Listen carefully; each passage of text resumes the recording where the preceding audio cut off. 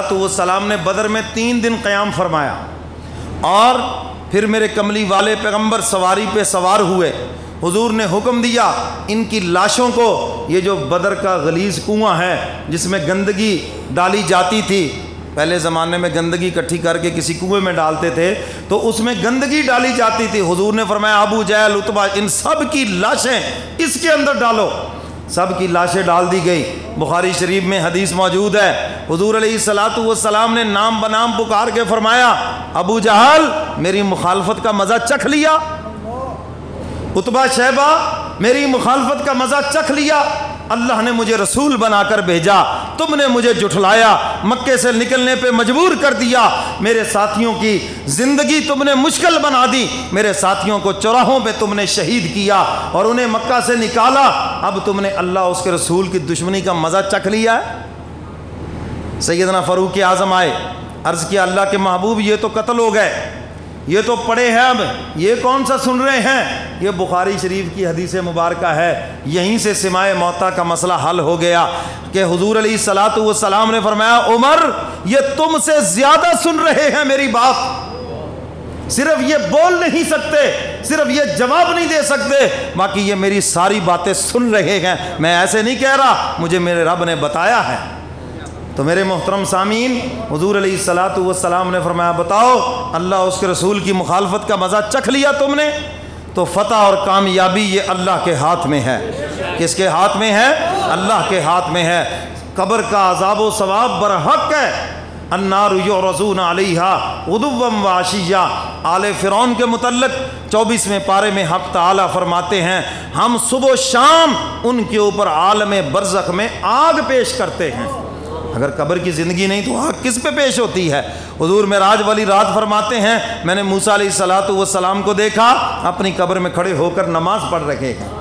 تو میرے محترم سامعین، جو رمضان کے مہینے میں فوت ہو جائے عذاب قبر معاف ہے، چاہے وہ جتنا مرضی بڑا گناہ گار، چاہے وہ کسی بھی مسلک کا ہے، کلمہ پڑھتا ہے. فرمایا رمضان کے مہینے میں جنت کے دروازے کھلے ہیں، جہنم کے دروازے بند ہیں، جو بھی فوت ہوگا سیدھا جنت میں چلا جائے گا. اور رمضان کے مہینے میں کافروں کا عذاب بھی روک دیا جاتا ہے. جب رمضان ختم ہوتا ہے تو پھر کافروں کا عذاب شروع ہوتا ہے. یہ اتنا برکت والا مہینہ ہے. اور فرمایا حافظ قرآن کا عذاب قبر معاف ہے. قرآن کے حافظ بنو، اگر قرآن یاد ہے عذاب قبر بھی معاف ہے، چاہے وہ کتنا ہی بدعمل ہے، قرآن یاد ہے، قرآن کی برکت سے عذاب قبر معاف ہے.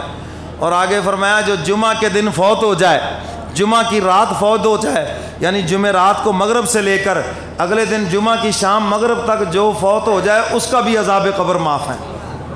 کیا انعام ہے امت محمدیہ پر. فرمایا جو حج عمرے کے لیے گیا اور بیچ میں فوت ہو گیا اس کا بھی عذاب قبر معاف ہے. ایک حاجی صاحب وہاں بڑے بیمار ہو گئے تو وہ ٹینشن لے گئے کہ میں نے فوت ہو جانا ہے. تو ایک آدمی نے بڑا اس کا علاج کیا، کہنے لگا حاجی صاحب آپ یہ ٹینشن لے کے بیٹھے ہیں یہاں مر نہ جاؤں، میرے کاغذوں میں تم اتنے خوش نصیب ہی نہیں ہو. انہوں نے کہا یہ تو خوش نصیبی کی بات ہے اور تم اتنے خوش نصیب نہیں ہو کہ مدینے میں موت آ جائے، مکے میں موت آ جائے، حج عمرے میں آتے جاتے موت آ جائے، کیونکہ جس کو اس رستے میں موت آ جائے اس کا تو عذاب قبر معاف ہے، وہ تو سیدھا جنت میں جاتا ہے. اب آپ کہیں گے اگر یہ چیزیں ہم نہ پا سکے تو پھر ہم کیا کریں؟ اللہ کے نبی نے اپنے ہر امتی کے لیے بتا دیا. فرمایا تم آج سے سورہ ملک کی تلاوت شروع کر دو. کیا شروع کر دو بھائی؟ سورہ ملک 29واں پارہ، پہلی صورت ہے، چھوٹی سی صورت ہے، 2-3 منٹ میں حافظ قرآن پڑھ لیتا ہے. اس کے متعلق ہے فرمایا جو شروع کرے زندگی میں اور پھر مرتے دم تک نہ چھوڑے اس کا بھی عذاب قبر معاف ہے. اچھا بھئی یہ کیا مشکل ہے؟ عشاء کی نماز پڑھی، یہیں قرآن پاک کھولو اور سورہ ملک پڑھ لو. چلو بستر پہ جا کے قرآن پاک رکھا ہوا ہے وہاں پڑھ لو. آج کل تو موبائلوں میں ایپیں ہیں، بڑا آسان ہے، تو موبائل کے اندر ایپ سے قرآن پاک کھولو اور جناب وہاں سے سورہ ملک پڑھ لو.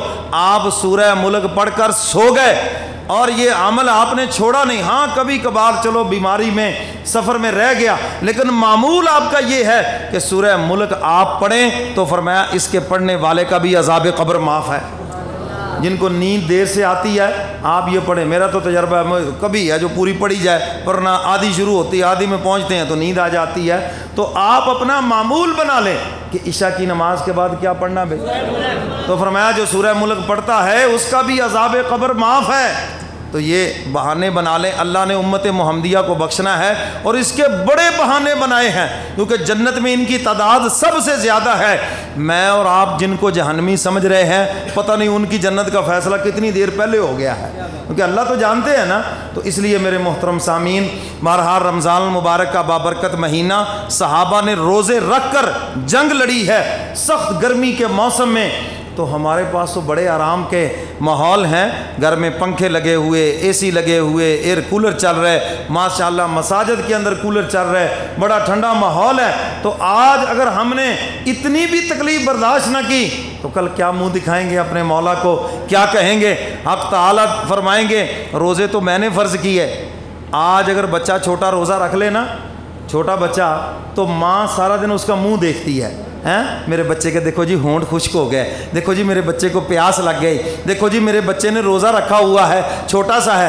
ہاں جی, میں بھی چھوٹے بچوں کو پوچھتا ہوں نا روزہ رکھا ہے تو بڑا دل خوش ہوتا ہے, کہتے جی روزہ رکھ کے ہم اسکول بھی جاتے ہیں. میں باتوں باتوں میں پوچھتا پانی تو نہیں پیتا, کہتا نہیں پانی نہیں پیتا جی, بالکل میں روزہ بالکل ٹھیک ہے. تو بچہ روزہ رکھ لے, آپ بھی تعجب سے پوچھتے ہیں, ماں بھی شفقت سے دیکھتی ہے. اللہ فرماتے ہیں میں تو 70 ماؤں سے زیادہ پیار کرنے والا ہوں. جب میرا بندہ روزہ رکھتا ہے میں 1 مرتبہ نہیں 70 مرتبہ نگاہ شفقت سے اپنے بندے کی طرف دیکھتا ہوں. کبھی اس کے خشک ہونٹوں کی طرف دیکھتا ہوں, کبھی اس کی خشک زبان کی طرف دیکھتا ہوں. اور فرمایا یہ جو بھوک اور پیاس کی وجہ سے اس کے معدے سے جو سمیل پیدا ہوئی ہے, خوشبو پیدا ہوئی ہے, اللہ فرماتے ہیں یہ مجھے جنت کی خوشبو سے بھی زیادہ پسند ہے. جو کیونکہ یہ قربانی میرے لیے دے رہا ہے, یہ میری وجہ سے بھوک اور پیاس برداشت کر رہا ہے. سارا دن وہ نظر شفقت سے دیکھتے ہیں. روزہ دار سارا دن اللہ کی نظر رحمت میں رہتا ہے, نظر شفقت میں رہتا ہے. اور فرمایا قیامت کے دن جب روزہ دار آئیں گے, اللہ فرمائیں گے پیچھے ہٹ جاؤ فرشتوں, پیچھے ہٹ جاؤ, یہ روزہ دار آ رہے ہیں, انا صوم لی انا اجزا بھی, روزہ میرے لیے جزا بھی میں دوں گا. حق تعالیٰ فرماتے ہیں روزہ داروں کو جزا میں اپنے ہاتھوں سے عطا کروں گا. اللہ مجھے اور آپ کو قرآن و سنت پہ عمل کی توفیق عطا فرمائے. وآخر دعوانا